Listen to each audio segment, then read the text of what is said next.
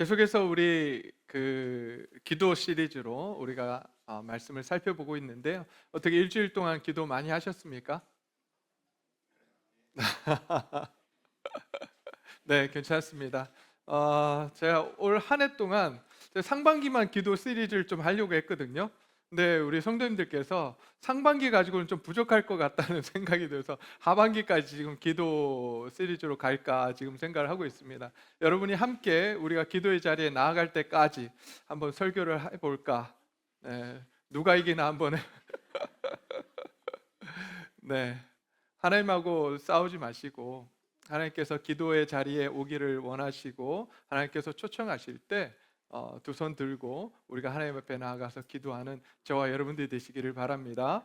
네, 그렇게 하나님 앞에 나가서 기도할 때 하나님이 우리를 못되게 하지 아니하시고 오히려 우리를 기뻐하시고 우리의 삶에 부어주시기를 복을 주시고 우리의 삶에 우리의 기도에 응답하기를 원하시는 분이 바로 우리 아버지 하나님이십니다. 그러니까 계속해서 우리가 기도의 자리에 나아갈 수 있도록 우리가 노력했으면 좋겠습니다. 네, 다시 한번 복습을 좀 짧게 하고 넘어가도록 하겠습니다. 여러분, 우리의 기도가 형식적인 기도가 되지 않기 위해서 기도의 방향 네 가지를 제가 항상 말씀을 드렸죠. 첫 번째, 규칙적으로 기도해라. 두 번째, 네, 잠깐만요. 방송 사고 내지 마시고 잘 따라오시기 바랍니다. 네, 자, 다시 한번 하겠습니다. 자, 형식적인 기도가 되지 않기 위한 기도의 방향 네 가지 같이 한번 읽어보도록 하겠습니다. 시작. 규칙적으로 기도하라. 은밀하게 기도하라. 진실하게 기도하라. 구체적으로 기도하라. 이렇게 형식적인 기도가 되지 않기 위해서 우리는 네 가지를 기억하면서 하나님 앞에 나아가야 합니다. 기도의 형식 네 가지를 또 말씀을 드렸는데요. 기도의 구조 네 가지 다 같이 한번 읽어볼까요? 시작. 찬양, 두 번째 고백, 세 번째 감사, 네 번째 간구. 그래서 액츠라고 하는 이 단어를 가지고 우리가 살펴보았습니다. 말씀 가지고 기도할 때 이렇게 기도하는 연습들을 해야 된다 그래서 제가 다시 한번 또 말씀으로 기도하기 우리 목회 칼럼에 넣어드렸습니다. 여러분들 한번 보실까요? 네, 목회 칼럼 한번 보셨으면 좋겠습니다. 우리가 어떻게 말씀으로 하나님 앞에서 기도할 수 있는가? 하나님을 찬양하고 또 하나님께 고백하는 그러한 기도를 할 수 있는가? 예시로 또 넣어드렸습니다. 말씀은 로마서 8장 35절 37절 말씀이고요. 누가 우리를 그리스도의 사랑에서 끊으리요? 환난이나 공고나 박해나 기근이나 적신이나 위험이나 칼이랴. 기록된 바 우리가 종일 주를 위하여 죽임을 당하게 되며 도살 당할 양같이 여김을 받았나이다 함과 같으니라. 그러나 이 모든 일에 우리를 사랑하시는 이로 말미암아 우리가 넉넉히 이기느니라. 로마서 8장 35절 37절 말씀을 가지고 우리가 하나님 앞에서 기도한다고 하면 어떻게 기도할 수 있는가? 어떻게 찬양할 수 있을까요? 오늘 보니까 우리를 그 무엇으로도 끊을 수 없는 깊고 강한 사랑으로 우리를 사랑하시는 하나님을 찬양합니다. 그렇죠? 하나님은 이런 분이십니다. 그렇게 해서 하나님을 찬양하고요. 두 번째, 기록된 바 우리가 종일 주를 위하여 죽임을 당하게 되며 도살 당할 양같이 여김을 받았나이다 함과 같으니라. 이 말씀 가지고 어떻게 하나님을 찬양할 수 있을까요? 우리가 도살 당할 양같이 아무것도 할 수 없는 상황 가운데 있을 때에도 우리를 사랑하시는 하나님을 찬양합니다. 마지막으로 그러나 이 모든 일에 우리를 사랑하시는 이로 말미암아 우리가 넉넉히 이기느니라 라는 이 말씀 가지고 하나님을 찬양하는데요. 모든 일에 우리를 사랑하시는 사랑으로 인해 넉넉히 이기게 하시는 하나님을 찬양합니다. 주신 말씀 가지고 하나님을 찬양하는 거예요. 그냥 내가 하나님 이런 하나님이니까 내가 찬양하겠다라고 하는 것이 아니라 말씀 속에서 나에게 다가오신 하나님, 말씀으로 드러내신 하나님을 우리는 찬양해야 합니다. 이 말씀 속에서 하나님을 찬양할 수 있는 거리들을 찾고 하나님 앞에 찬양으로 나아가고요. 자, 찬양하고 나서 뭐 해야 된다 그랬어요? 고백해야 되죠. 우리의 죄를 회개해야 됩니다. 그럼 이 말씀 가지고 어떻게 회개할 수 있을까요? 예시로 그 밑에 넣어드렸습니다. 환난이나 공고나 박해나 여러 위험 앞에서 하나님의 사랑을 의심하고 불평했던 죄를 용서해 주십시오. 그죠? 우리가 상황 가운데 우리가 불평하고 또 하나님의 사랑을 의심한 적이 있잖아요. 그러니까 그것들에 대해서 하나님 앞에 회개하는 거죠. 또 두 번째, 눈앞에 닥친 환난이나 어려움에 사로잡혀서 하나님을 바라보지 못하고 낙심했던 죄를 용서해 주십시오. 우리가 시험 앞에서 어려운 환경이 오고 또 상황이 올 때에 우리가 낙심하고 또 우리의 믿음이 낮아지고 할 때가 있잖아요. 그 낙심한 것에 대해서도 하나님 앞에서 이 말씀 붙들면서 하나님, 내가 하나님께서 낙심하지 말라고 하셨는데 내가 낙심했습니다. 하나님 용서해 주십시오라고 고백하는 그러한 기도를 할 수 있는 거죠. 세 번째로, 주를 위해 죽어야 함에도 죽지 못하는 고집센 자아와 교만을 용서해 주십시오. 네 번째로, 승리의 원천이신 하나님을 드러내지 않고 내 이름을 드러내기 원했던 은밀한 내면의 욕심들을 고백합니다. 용서해 주십시오. 말씀 속에서 나온 것들을 붙들고 하나님을 찬양하고 또 하나님 앞에 내 죄를 회개하는 거예요. 하나님께서 이 말씀을 주셨으니까 하나님이 말씀하신 거죠. 그 말씀을 받아서 우리는 그것을 내 삶 속에 녹이고 나를 비추어 보며 하나님을 예배하고 하나님을 찬양하고 또 하나님 앞에 내 죄를 가지고 나아가고 회개하는 거예요. 이게 진정한 기도예요. 하나님 말씀하시면 나는 그 말씀을 듣고 또 하나님 앞에 아뢰고 찬양하고 고백하고 감사하고 간구하는, 이게 진정한 기도의 방식입니다. 우리가 계속해서 이 연습들을 해 나가시기를 원하고요. 그래서 말씀은 말씀대로 듣고 기도는 또 기도대로 따로 하는 것이 아니라 말씀을 들었으면 그 말씀 붙들고 내가 하나님을 찬양하고 싶은데 찬양할 수 있는 게 무언가, 하나님이 어떤 분이신가 하는 그 말씀 속에서 찾으시고 또 그 말씀에 내 자신을 비추었을 때 내가 회개할 거리들이 분명히 있을 거예요. 그것들 하나님 앞에서 회개하시고 또 감사할 거리들을 그 말씀이 가르쳐 주시면 그 말씀 붙들고 감사하고 또 그 말씀 속에서 간구해야 될 것들을 생각나게 하시면 그것들을 하나님 앞에서 간구하시는 저와 여러분들이 되셔서 정말 하나님께서 응답하시는 기도를 드리고 또 계속해서 응답받는 저와 여러분들의 삶이 되기를 주의 이름으로 축원드립니다. 자, 세 번째로 우리가 산을 옮길 만한 믿음에 대해서 우리가 살펴보았는데요. 산을 옮길 만한 기도는 다른 것이 아니라 우리의 초점을 바꿔야 합니다. 산에서 하나님으로 초점을 바꿔야 하고요. 또 두 번째로는 하나님의 크심과 충분하심을 믿어야 합니다. 내 삶에 하나님은 역사하실 수 있는 분이시고 내 모든 상황을 해결하실 수 있는 분이심을 우리는 믿고 나아가야 합니다. 또 마지막으로 주님과 함께 믿음의 첫걸음을 내디딜 수 있는 순종하는 그러한 삶이 될 때에 우리는 산을 옮길 만한 기도를 할 수 있고 믿음의 기도를 할 수 있습니다. 자, 네 번째로 이제 하나님의 기도의 네 가지 응답 방식에 대해서 한번 살펴볼까요? 네, 조금만 빨리 띄워주시면 좋겠어요. 제가 이야기하면 바로바로 띄워주세요. 자, 보시면 안 된다. 첫 번째 뭐죠? 함께 읽어볼까요? 시작. 안 된다. 두 번째, 아직 아니다. 세 번째, 성장하라. 네 번째, 좋다. 이렇게 네 가지로 하나님 응답하십니다. 그래서 하나님은 항상 우리의 기도에 응답하신다라고 하는 사실. 그러나 응답의 방법은 네 가지로 나누어져 있다. 그래서 우리가 그것들 이해하고 하나님 앞에 나아가는 저와 여러분 되시기를 바랍니다. 마지막으로 이제 지난주에 살펴봤던 건데요. 기도 응답을 막는 장애물들이 있습니다. 우리가 하나님 앞에 나와서 기도할 때 기도 응답을 막는 장애물들이 있는데 첫 번째가 뭐라 그랬어요? 네, 기도하지 않는 삶. 기도해야지 하면서도 기도하지 않는 거죠. 네, 기도하지 않아요. 나 기도해야지. 당연히 기도해야 된다는 걸 아는데 기도의 자리에 나아가지 못하는 거예요. 네, 그럴 때가 있습니다. 여러분 항상 그래서 우리는 좀 이따도 이야기하겠지만 기도의 습관을 만들어가는 게 굉장히 중요합니다. 자, 기도하지 않는 삶, 그것이 우리 기도를 막는 장애물이고요. 두 번째는 뭐예요? 삶의 문제가 있습니다. 그리고 마지막으로 의심을 하나님 앞에 의심하는 게 있는데요. 삶의 문제 속에 보면 네 가지 장애물이 이렇게 삶의 문제에 있습니다. 첫 번째가 뭐죠? 첫 번째가 뭐라고 적혀져 있어요? 죄. 두 번째가 깨어진 관계. 세 번째가 이기적인 기도. 네 번째가 남을 돌아보지 않는 태도예요. 제가 이번 주에 뉴스를 보면서 다시 한번 제 가슴이 무너져 내렸습니다. 울산 울주군에서 일어난 5명의 가족이 동반 자살이라는 말도 어울리지 않아요.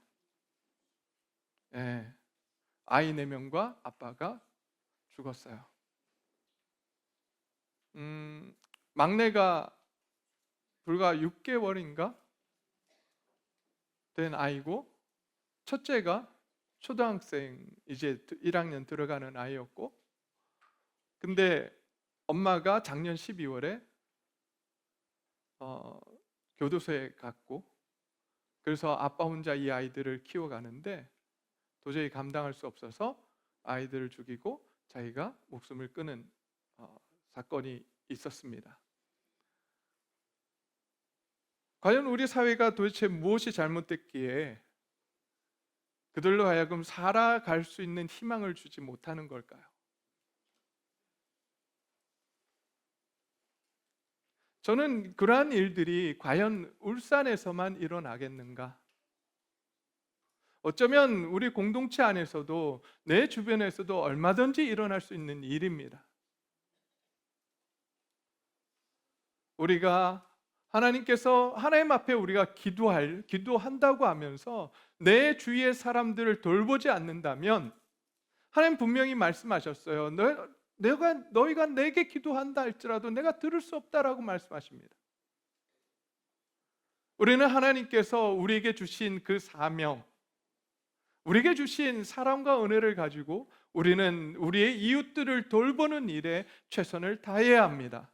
나만 아니면 된다라고 하는 그러한 생각을 이제 접어두고 내 주위에 있는, 특별히 목장 안에서 목자들은 항상 목원들을 살펴주시고요, 목원들의 삶 속에 변화가 있지는 않는지, 어려움은 없는지, 그들의 마음 가운데 괴로움은 없는지 계속해서 목자들이 살펴주시기를 바랍니다. 그래서 만약에 어려운 일이 있고 목자 혼자 해결할 수 없는 일이 있다라고 한다면 교회에 알려주세요. 그래서 교회가 함께 그분들과 함께 걸어갈 수 있도록, 살아갈 만한 세상이라고, 하나님의 사랑이 주어지고 있다고, 하나님이 얼마나 사랑하시는지, 함께 더불어서 살아가는 것이 얼마나 기쁜 것인지 알려줄 수 있었으면 좋겠습니다. 우리 주위에 있는 많은 사람들, 교회 다니지 않는 분들도 있을 거예요. 그분들이 자신의 생명을 내려놓지 않도록, 특별히 어린 아이들은 동반자살이라고 말할 수 없잖아요. 그들은 햇빛도 보지 못하고 그 방 안에서 있었던 6개월 된 아이, 하나님이 그 아이를 보내시면서 어떤 마음으로 보내셨겠냐고요. 이 땅에 그 아이를 보내시며 잘 살라고, 행복하라고 하나님이 형상으로 보내시지 않았겠어요? 근데 그 아이가 무슨 죄로 세상을 떠나야 하냐고요. 오늘 하나님은 우리에게 그들을 돌보라고 말씀하십니다. 하나님은 하나님의 형상으로 만들어진 그 한 영혼 한 영혼을 우리를 통해서 돌보기를 원하고 계십니다. 우리가 그 일을 하기 위해서라도 우리는 하나님 앞에 나아가서 기도해야 합니다. 하나님의 마음이 어디 있는지, 하나님의 뜻이 어디 있는지 우리는 살펴보고 그들을 위해서 기도하고 우리가 삶을 나누는 하나님의 백성들, 하나님의 자녀들, 하나님의 교회가 되어야 될 줄 믿습니다.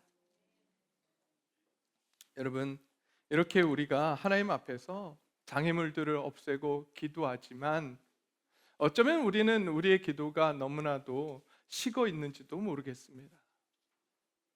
전에는 안 그랬는데, 제가 미국에서 만난 어떤 한 청년이 예수 그리스도를 처음 믿고 그 너무나도 뜨거워서 주일 예배 그리고 기도회는 다 참석하며 하나님 앞에서 기도했던 청년이 있었어요.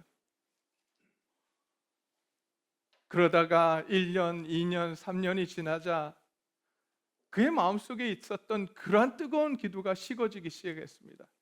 그리고 저를 찾아와서 이야기합니다. 목사님, 이상합니다. 예전에는 하나님과 대화하는 것이 너무나도 기뻤는데 지금은 기도하려고 하면 마음이 너무 차갑습니다 라고 이야기하는 걸 들었습니다.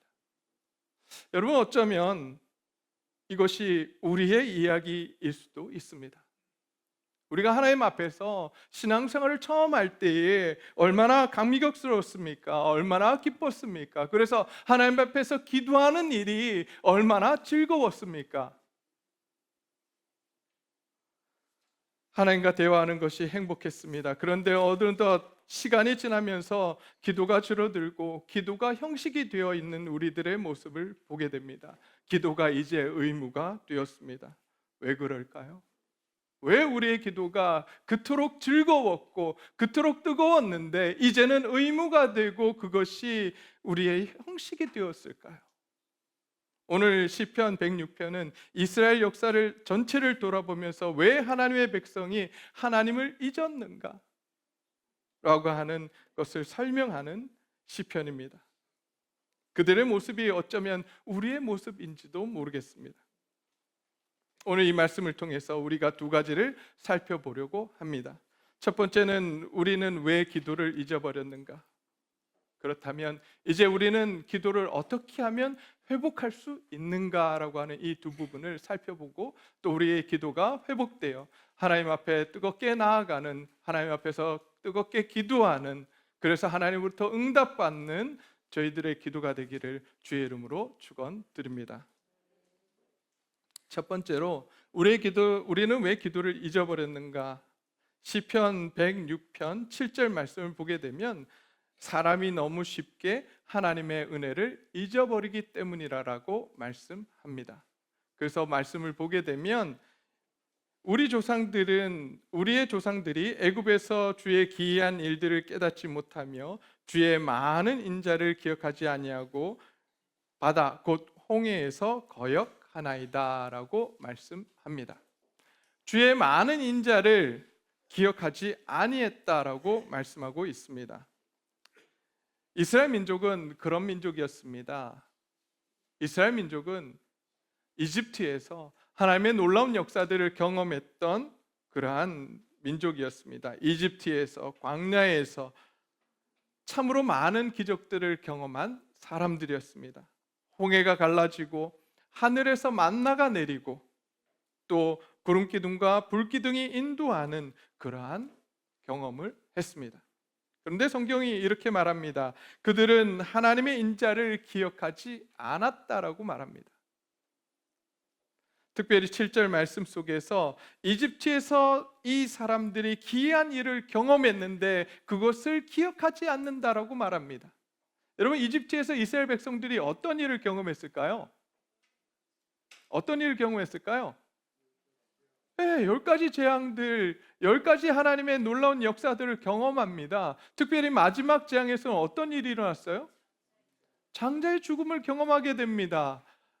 모든 이집트 안에 있는 장자, 동물로부터 사람까지, 왕의 자녀까지 장자가 다 죽습니다. 그러나 하나님께서 말씀하셨던 하나님의 말씀대로 순종했던 사람들, 문지방과 문설주에 어린 양의 피를 발랐던 그 집에는 하나님의 그 재앙이 넘어가게 됩니다. 그것을 기념해서 이스라엘 백성들은 유월절을 지키게 되죠.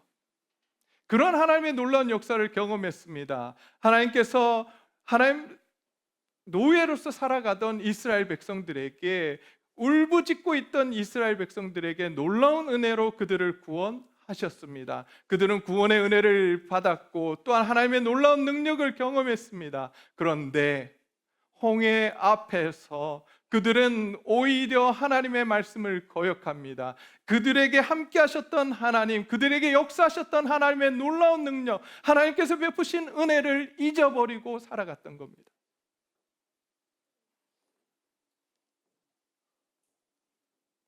어쩌면 우리의 삶도 마찬가지 아닐까요? 하나님은 우리에게 많은 일들을 경험하게 하셨습니다. 많은 은혜를 베푸셨습니다. 여러분에게, 여기 있는 모든 분들에게 하나님의 은혜가 분명히 주어진 줄 믿습니다. 또 그 하나님의 은혜 때문에 또 이 자리에 나와 하나님을 예배하고 계신 줄 믿습니다. 여러분에게는 어떤 은혜가 주어졌습니까? 어떤 은혜가 주어졌습니까? 이루 말할 수 없는 은혜가 주어졌지 않습니까? 구원의 은혜가, 예수 그리스도로 말미암아 구원의 은혜가 우리에게 주어졌고, 예수님을 믿으면서 우리에게 주어진 또한 여러 가지 은혜와 기적들이 있었습니다. 그렇지 않아요? 그렇잖아요. 아무도 저를 보면서 나는 그런 은혜를 받은 적이 없습니다라고 쳐다보는 듯한 이 상황은 뭘까요? 저는 많았어요. 저의 삶 속에 참 주신 은혜가 돌아보니 그 은혜가 너무 컸습니다. 제가 어렸을 때, 뭐 아시는 분들 다 아시겠지만, 제가 어렸을 때 하반신을 다 뒤었어요. 뜨거운 물로 다 데웠어요. 그 흉터 때문에 제대로 성장할 수 있을까 어머니가 참 걱정을 많이 하셨었어요. 하나님의 은혜로, 또 어머니의 기도로 거의 흉터 자국이 없어요.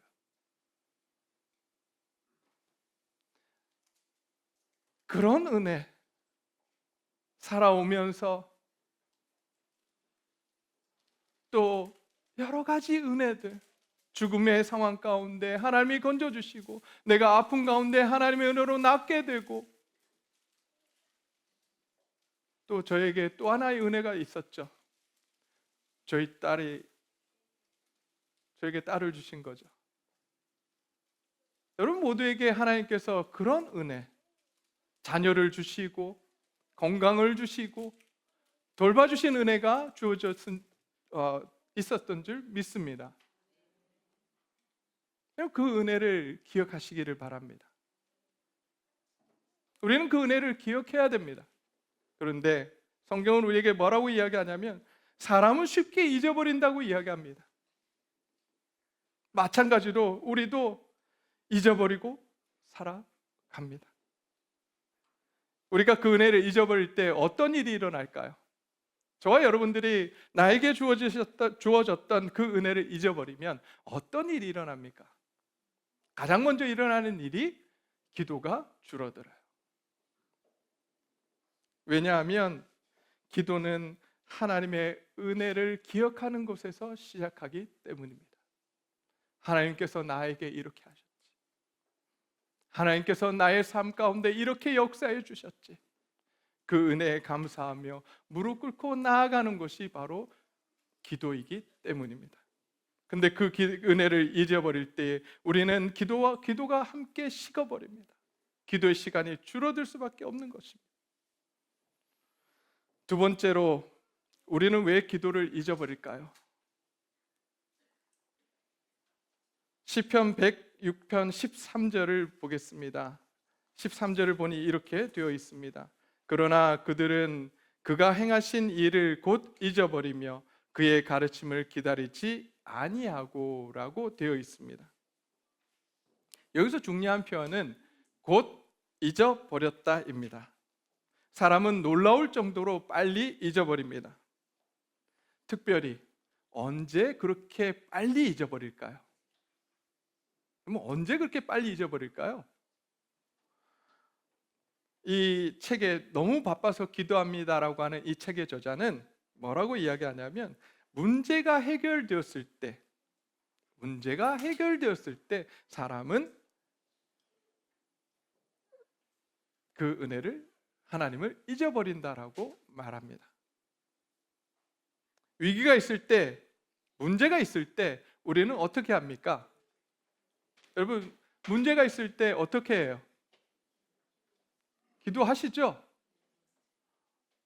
여러분, 문제가 있을 때 분명히 우리는 하나님 앞에 나와서 기도합니다. 근데 문제가 해결되면요? 네. 그죠.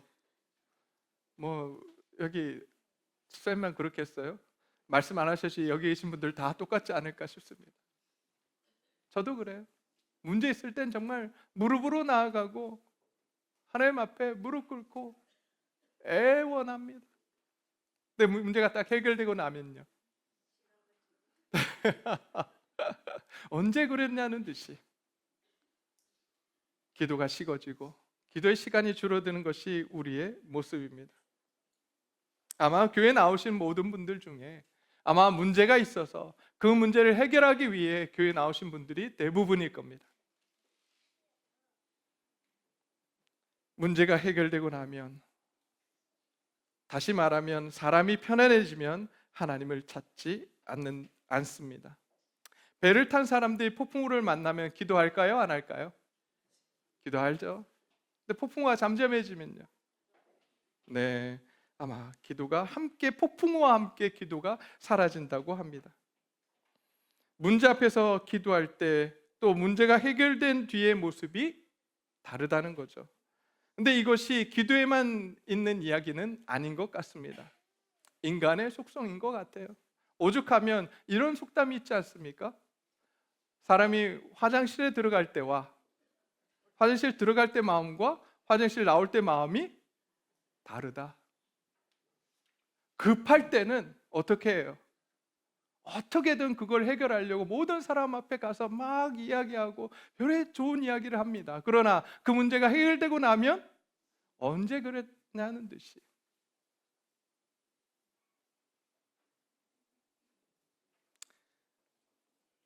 우리의 기도 생활이 식어버리는 이유는 믿음이 약한 이유도 있겠지만 우리의 삶이 너무나도 편안할 때 우리는 기도를 또한 잊어버리게 됩니다. 그래서 어떤 목사님이 이렇게 말씀하셨어요. 고난은 때로 하나님의 선물입니다.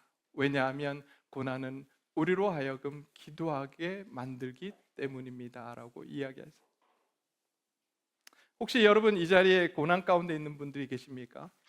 너무나도 힘든 현실 때문에 어려운 마음으로 이 자리에 와 계십니까? 그렇다면 하나님은 지금 우리를 하나님 앞으로 인도하고 계십니다. 하나님께서 지금 기도하라고 우리에게 주신 현실입니다. 그곳에서 하나님 앞에 나아가서 기도하는 저와 여러분들이 되시기를 간절히 소원합니다. 그때 하나님께서 응답해 주실 줄 믿습니다. 마지막으로 우리의 기도가 식어지는 이유가 무엇인가? 시편 106편은 이스라엘의 죄에 대해서 이야기를 합니다. 다시 말하면 죄 때문에 우리의 기도가 식어진다라고 말씀을 합니다. 첫 번째로 우상을 만듭니다. 두 번째로 하나님을 시험했습니다. 세 번째로 하나님을 원망합니다. 네 번째로 탐욕을 부립니다.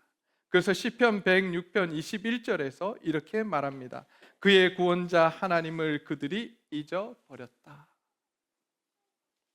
구원자 하나님을 잊어버렸다는 거예요.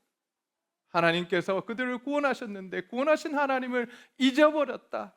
여러분, 이처럼 하나님을 잊어버린 자들의 삶은 죄로 점철되어 있습니다. 여러분, 죄가 낳는 가장 큰 결과가 무엇이라고 생각하십니까? 우리가 죄를 지으면 어떤 일이 일어난다고 생각하십니까? 어떤 일이 일어날까요? 여러 가지 일들을 생각하시겠지만 가장 큰 것이 무엇이냐면 관계를 끊어버립니다. 누구와의 관계가 끊어질까요? 하나님과의 관계가 깨어지고, 죄를 지으면 또 누구와의 관계가 깨어질까요? 사람과의 관계가 깨어집니다. 이토록 죄는 관계를 끊어버립니다. 그래서 우리가 죄를 지으면 하나님과의 관계를 끊어버리고 우리가 하나님이 주신 은혜와 사랑을 잊어버리도록 하는 겁니다. 죄가 우리 마음속에 들어오면 기도하고 싶은 마음이 줄어듭니다. 하나님 앞에 서기가 부담스럽습니다. 예배가 멀어집니다. 그래서 기도 생활이 점점 냉랭해집니다. 기도의 문제는 관계의 문제인 것입니다. 그러기에 하나님 앞에 나아가서 우리는 회개해야 합니다. 이제 세 가지, 우리가 기도가 냉랭해지는, 식어지는 이유 세 가지를 살펴보았습니다. 그렇다면 이제 우리가 하나님 앞에 나아가 뜨겁게 기도할 수 있도록 기도를 회복하는 길은 무엇일까요? 여러분, 저와 여러분들의 기도가 회복되기를 원하십니까? 다시 한번 하나님 앞에서 뜨겁게 기도하기를 원하십니까? 그렇다면 오늘 이 세 가지를 기억하시고 하나님 앞에 나아가서 이대로 하나님 앞에서 실천하시는, 순종하시는, 그래서 우리의 기도가 회복되고 뜨겁게 기도하며 하나님께 응답받는 저와 여러분들의 기도가 되기를 주의 이름으로 축원드립니다. 시편 106편 47절 말씀을 보니까 이렇게 말씀하고 있습니다.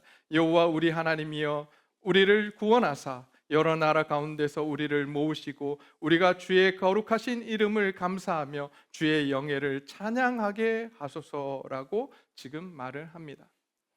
주님 앞에 나아가는 거예요. 제일 먼저 해야 될 일은 무엇이냐면 무작정 나아가는 거예요. 내 기도가 막혀 있습니까? 내 기도가 냉랭해졌습니까? 그러면 먼저 나아가야 합니다. 하나님 앞에 나아가야 합니다. 내가 이 상황이 해결되면, 아니 내가 이렇게 되면, 내가 저렇게 되면 하나님 나아가겠습니다, 기도하겠습니다가 아니라 오늘 이 시간 하나님 앞에 나아가야 합니다. 오늘 이 시간 하나님 앞에 나아가서 기도하는 저와 여러분들이 되시기를 주의 이름으로 축원드립니다. 미루지 마세요. 오늘 지금 이 시간 이 순간 하나님은 저와 여러분을 지금 기도의 자리로 부르고 계십니다.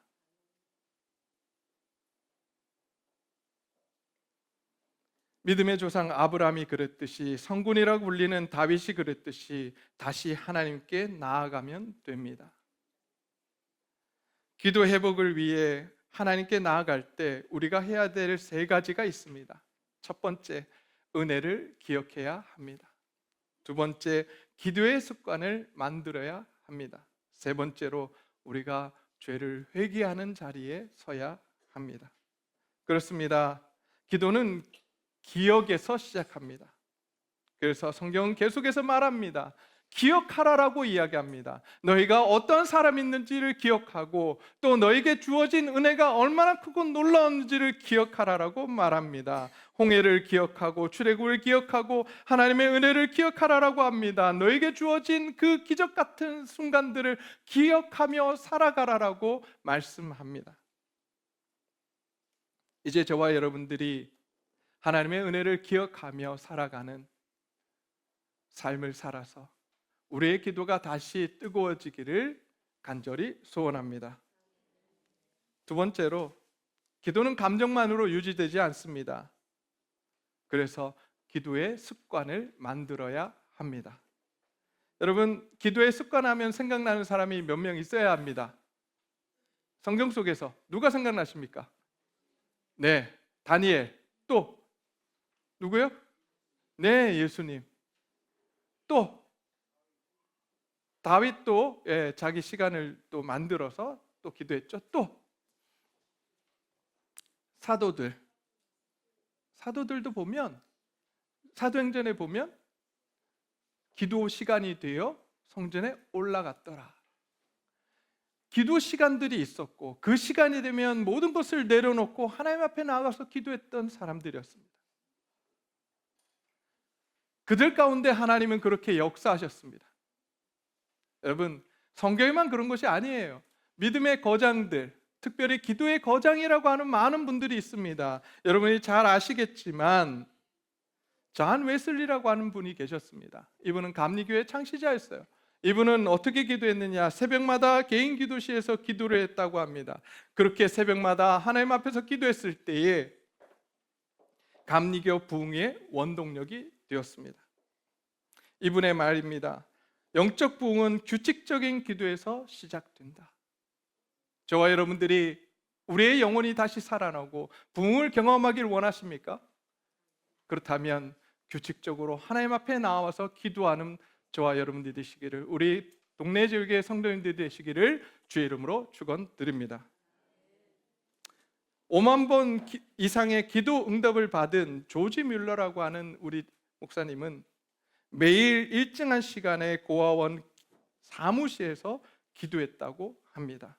이분은 이렇게 말했습니다. 기도는 실제 삶을 움직이는 능력이다. 그렇기 때문에 자기는 항상 하나님 앞에서 기도하러 나아갔다.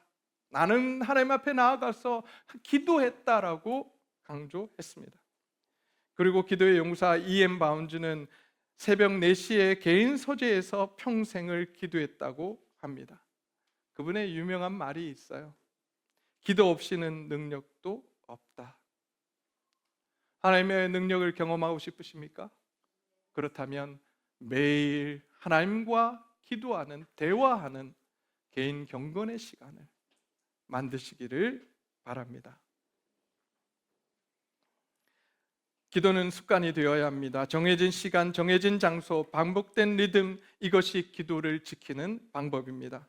그리고 그 규칙적인 기도에 하나님은 응답하시고 하나님의 놀라운 능력으로 역사하십니다. 마지막으로 기도를 막는, 그리고 기도를 또 쉽게 만드는 것은 바로 죄입니다. 그래서 기도의 회복은 회개에서부터 시작해야 합니다. 성경은 우리에게 이렇게 말씀합니다. 이사야서 1장 28절 말씀입니다. 오라 우리가 서로 변론하자. 너희 죄가 주홍 같을지라도 눈과 같이 희어질 것이요 주홍같이 붉을지라도 양털같이 희게 되리라. 요한일서 1장 9절입니다. 만일 우리가 우리 죄를 자백하면 저는 미쁘시고 의로우사 우리 죄를 사하시며 우리를 모든 불의에서 깨끗게 하실 것이요. 하나님은 우리가 하나님 앞에 나와서 우리 죄를 자백하면, 회개하면 우리의 죄를 용서해 주시겠다라고 말씀합니다. 우리의 죄가 회개될 때에 우리는 하나님과의 관계가 회복되고 하나님이 원하시는 그 뜻을 깨닫게 되며 하나님의 능력을 경험하게 될 줄로 믿습니다. 하나님은 기다리고 계십니다.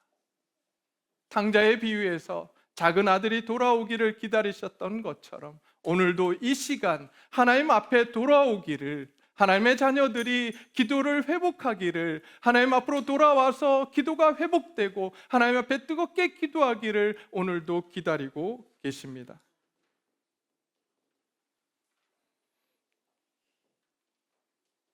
여러분, 기도하지만 응답되지 않는 것 같은 기도 제목들이 각 가정마다 하나씩 있을 겁니다. 남편을 위해서 기도하지만, 자녀를 위해서 기도하지만, 아내를 위해서 기도하지만 해결되지 않는 것 같은, 변하지 않는 것 같은 그러한 모습들로 낙심하고 힘들어 하십니까? 오늘 하나님께서 말씀하십니다. 기도의 자리에 나오라고.